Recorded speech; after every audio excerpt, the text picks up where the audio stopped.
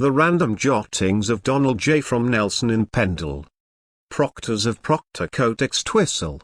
The Procters of Procter Cote had long been a prominent family in the township of Extwistle. Their ancestral farmhouse, known as Procter Cote, stood proudly near Lee Green, a testament to their enduring presence in the area for over 2 centuries. Nicholas Procter, the last known member of the family to reside there, was a venerable old man whose memory lingered in the minds of many. In the years leading up to the fateful Scotch Rebellion of 1715, one of the Procter ancestors, William Procter, held strong Jacobite sympathies. Fueled by his allegiance to the exiled Stuart dynasty, he ventured forth to meet the arriving rebels at Preston. As he made his way through the picturesque village of Whalley, fate intervened in the form of a division of the Royal Army. General Carpenter, commanding a contingent of dragoons, crossed the countryside from Clitheroe to Preston, intercepting William Procter along the road.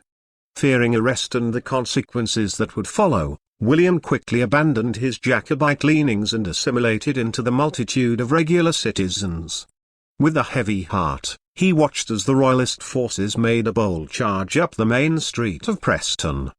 From his vantage point, William managed to avoid the dangers that swirled around him and observed the rebel leaders, including the noble lords Derwentwater and Kenmure, being marched down the street as prisoners. The sight etched itself into his memory, a vivid reminder of the perils of political fervor and the fragility of rebellious aspirations. Returning home to Procter Cote, William could not help but recount his harrowing experience at Preston. Gathering family and friends around him, he regaled them with tales of the charged atmosphere, the clash of ideologies, and the poignant scenes he witnessed. Among his favourite recitals was the singing of the old ballad, Mackintosh and Mar are coming, a rousing ode to the Earl of Mar's raising of the Pretender's standard at Braemar in the Highlands. As the years passed, the Procter lineage continued its course, adapting to changing times and the shifting currents of history. Eventually, Nicholas Procter, the last known resident of Procter Cote, made the difficult decision to leave the ancestral home behind.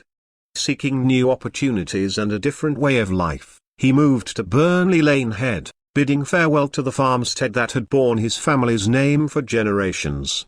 Yet, even as Procter Cote stood silent and empty, its walls whispered tales of the Procter family's unwavering loyalty, their encounters with history, and the echoes of a bygone era.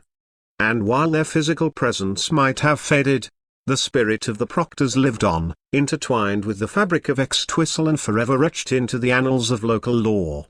By Donald J.